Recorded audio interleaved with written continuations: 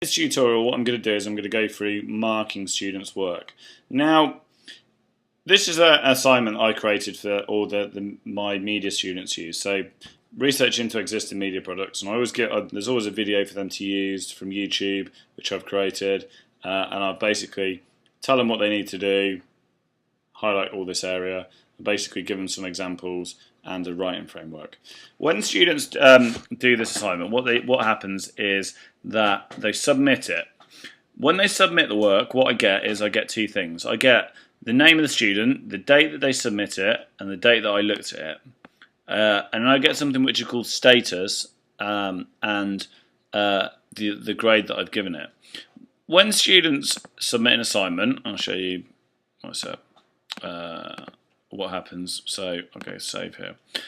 When they submit their work, what will happen, I just did this with Stefan, which is at the bottom, is the work will come in, it will say the date that it's come in, and it will say not corrected.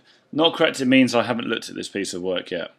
So what I'm going to do is I'll just show you how we go about marking work. So, not corrected work here, so let's take Michaela's here, means it's not been looked at. So what I would do is I'd go show. Oh, sorry, one more thing.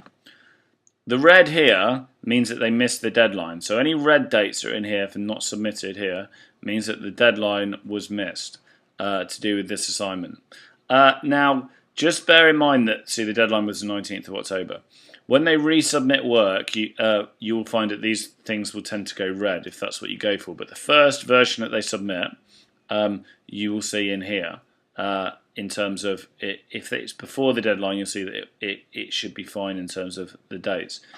If you want to get them to resubmit an assignment again, then what you can do is you can go edit in here, and once you've had the first version, you can go down to the date again. You can change the date now and change the date to version number 2 is due in a month's time. So rather than being the 19th to the 10th, I change that to the 11th. And that will allow you to keep on track of those that are submitting regularly or not. Anyway, marking work. So, pretty straightforward. Let's take Michaela's. Click show. When you click show, what it will give you is their files that they've submitted. Okay. So for this assignment, she's given me 6 different Word documents, and it will give me a status, which is not corrected, which means I haven't looked at it, and a grade. And usually, if you've never marked this before, this grade will be set as not assessed. But it's currently on a B because I've marked this piece of work before. Down here is where you can leave comments.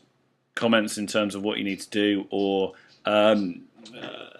anything else, what's good, what's bad about it. And in here, you can see that I've added some stuff in there. And in here, you can leave a comment file. Now, there's a few ways to go about assessing work. What I tend to do is I do it in 2 ways now. I download the file that I've been provided from the student here, and I will basically read through it, and I will use something. I'll either type in here like good band, and I'll change the colour and make it red so she knows it's there. And I tend to do this with year 10 and 11, or I'll use something in Word which is called track changes. Which is in review, and track changes allow me to go, if I turn track changes on, it allows me to go, this is good, and that will automatically change the colours. And you do it whichever way is best for you. And then what I'll do is I'll save this. And I'll save it as Michaela research, and I'll give it a version number, so version 1, version 2, version 3, etc, etc. I'll click save. Once I've marked it, what you do is you go upload file, you find where it is. I know that's in downloads because that's where I just saved it. I'm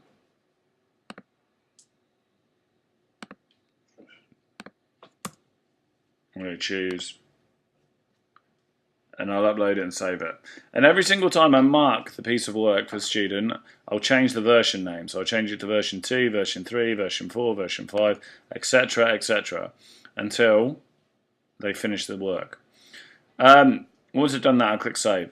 Now, there is another way that I'm now giving feedback in terms of this, and this is something that if those who are interested and can get in touch with me about this, is I'm giving recorded feedback. So, I don't know if I've got any in this assignment because it's so big. Let's just see if I can find one.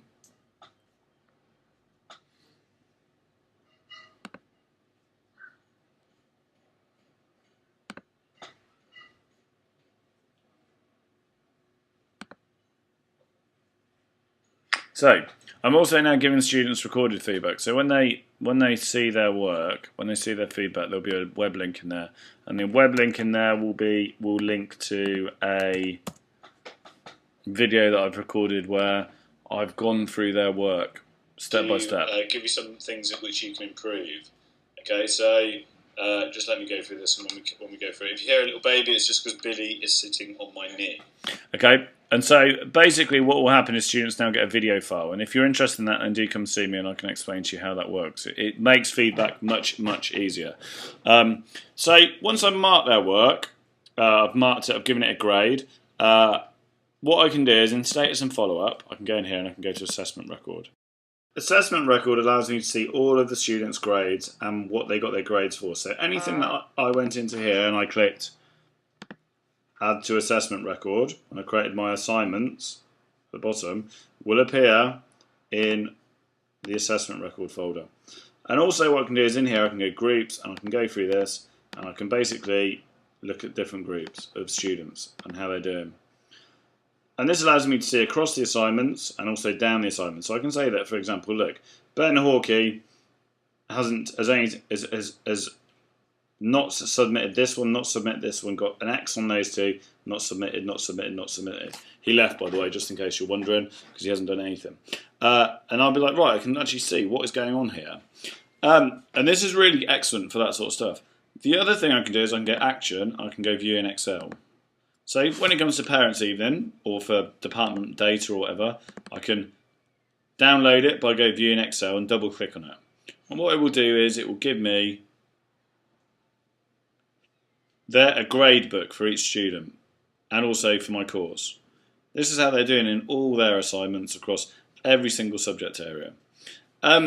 Now, there are a few other things we can do for us in assessment record using this, but I'm going to, once people have set up their courses, I'll go through using some more advanced tools using this element, using the assessment record. But the assessment record is a very good tool to be used.